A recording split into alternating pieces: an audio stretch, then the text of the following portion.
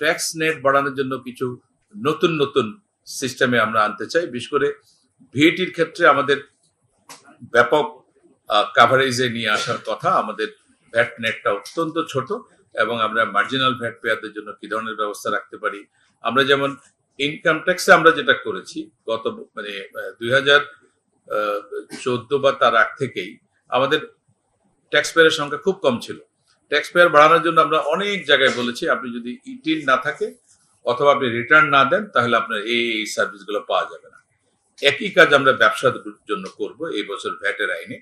ফলে আমরা আশা করি যেমন আমাদের 14 লাখ ছিল 2014 সালে, লেস দেন 14 লাখ টিআইএন ছিল। আজকে টিআইএন সংখ্যা হয়েছে 1,28 লাখ। যদি আমরা অনেকে 1,20 লাখ রিপোর্ট করি, 1,28 লাখ। এই গ্রোথটা কিন্তু হয়েছে শুধুমাত্র আমার এই আইনি প্রভিশন গুলো থাকার কারণে, আমরা কম্পালশন করার কারণে। একই কাজ যদি আমরা ভিএটির ক্ষেত্রে করতে পারি, আমাদের ভিএটিতে আমি যখন জয়েন করি এখানে 5 লাখ প্লাস ছিল ভিএটির রেজিস্ট্রেশন সংখ্যা। আমরা অনেক চেষ্টা তদবির করে কয়েকটা ড্রাইভ নিয়ে এখন 8 লাখের মতো হয়েছে। এটা 8 লাখ না, এটা 80 লাখ হওয়ার কথা মিনিমাম। এই বছর যেমন আমাদের বিজনেস কমিউনিটি থেকে ওনারা বলেছেন যে আমাদের 60 লক্ষ দোকানদাররা অনেক ভালো ব্যবসা করেছে, প্রায় 2 লক্ষ কোটি টাকা লেনদেন হয়েছে। তো তাহলে আমার সেই রিফ্লেকশনটা আমার ভ্যাট কালেকশনে কই নাই। তো এই জন্য আমরা এই জায়গাতে একটা বড় কাজ করব, বিশেষ করে ভ্যাটের নেট বড় করার জন্য।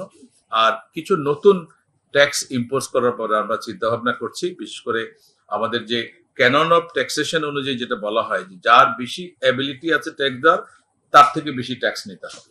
সেই ক্ষেত্রে ইনকাম ট্যাক্সটাকে আরো জোর দেওয়া, কারণ এটাই হচ্ছে মূল জায়গা যেখানে আপনার রিডিস্ট্রিবিউশন অফ ইনকামটাকে এনশিওর করা যায়। যাদের হাতে অনেক বেশি ইনকাম তাদের থেকে এনাফ ট্যাক্স নিয়ে এটা আলটিমেটলি আমাদের দরিদ্র জনগোষ্ঠীর মধ্যে বিভিন্ন কাজের মাধ্যমে এগুলো ছড়িয়ে দেওয়া।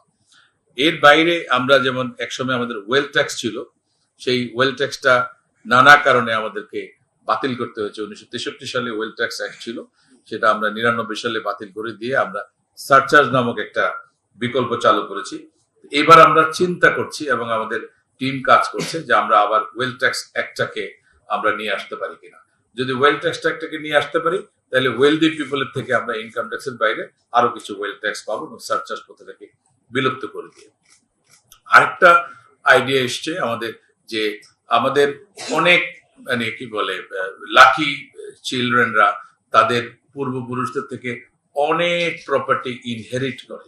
পৃথিবীর অনেক দেশে ইনহেরিটেন্স ট্যাক্স আছে। আমরাও এই ইনহেরিটেন্স ট্যাক্সটা বাংলাদেশে চালু করতে পারি কিনা। আমরা হয়তো শুরু করব ধরেন যেগুলো খুব দামি প্রপার্টি অথবা আমাদের সিটি কর্পোরেশন এলাকাতে যে সকল প্রপার্টি আছে এগুলো যখন ট্রান্সফার হবে নেক্সট জেনারেশনের কাছে, মিউটেশন হবে, তার আগে আমাদেরকে এই ইনহেরিটেন্স ট্যাক্সটা পরিশোধ করতে হবে। আমি ভরসা রাখি হিরন স্মার্ট ওয়াটার পিউরিফায়ারে। এইভাবে আমরা নানা রকমের চেষ্টা করব যাতে করে আমাদের ওভারঅল যে রেভিনিউ এটা আমরা বাড়াতে পারি। আর লিকেজ বন্ধ করতে হবে। আমাদের এই কাজটা আমরা শুরু করেছি। আমরা যদি সুশাসন এস্টাবলিশ করতে পারি প্রত্যেকটা জায়গায়, আমরা যদি আমাদের যারা সৎ, দক্ষ এবং পরিশ্রমী কর্মকর্তা আছে তাদেরকে যদি নার্সিং করতে পারি, এনকারেজ করতে পারি, তাহলে অটোমেটিক্যালি আমাদের রেভিনিউ লিকেজটা কমবে এবং আমরা রেভিনিউ কালেকশন বাড়াতে পারবো। আমাদের কাস্টম সাইডে আমরা যেটা করতে চাই সেটা হচ্ছে ট্রেড ফ্যাসিলিটেশন। আপনারা দেখেছেন অনেক বছর ধরে আমাদের এনবিআর একটা প্রসেস ছিল যে আমরা সিঙ্গেল উইন্ডো, যেটা ন্যাশনাল সিঙ্গেল উইন্ডো, এটাকে চালু করতে পারি কিনা। আমরা কিন্তু শুধু চালু না, আমরা এটা কম্পালসারি করে দিয়েছি এবং এটা খুব ভালোভাবে ফাংশন করছে। আমাদের ব্যবসায়ীদের আরেকটা প্রবলেম ছিল, তাদের বন্ড ম্যানেজমেন্ট সিস্টেমে তাদের প্রচুর ঝামেলা পোহাতে হতো। এটাও আমরা 1 বছর ধরে ট্রায়াল অ্যান্ড এররে রেখেছি।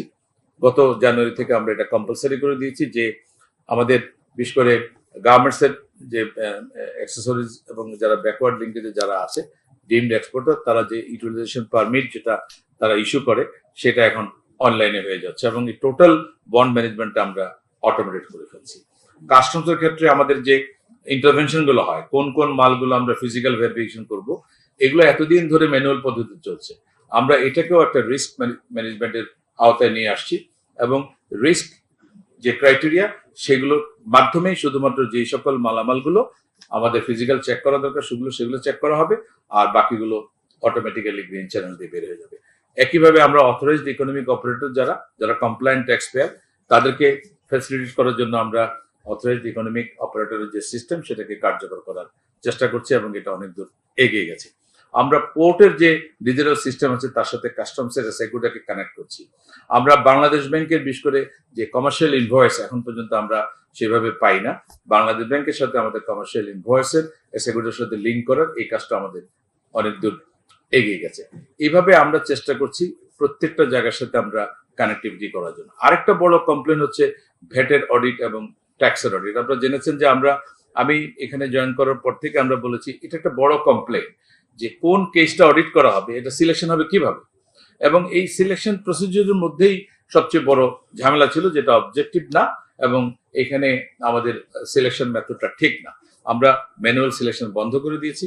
আমরা ভ্যাটের ক্ষেত্রে আমরা যেটা করেছি 20টা রিস্ক বেসড অডিট ক্রাইটেরিয়া আমরা সিলেক্ট করেছি এবং সেই রিস্ক বেসড অডিট ক্রাইটেরিয়া অনুযায়ী আমরা এই বছর এই সপ্তাহতেই আমরা অডিট সিলেকশন করেছি। এই কেসগুলো অডিট হবে on the basis of risk.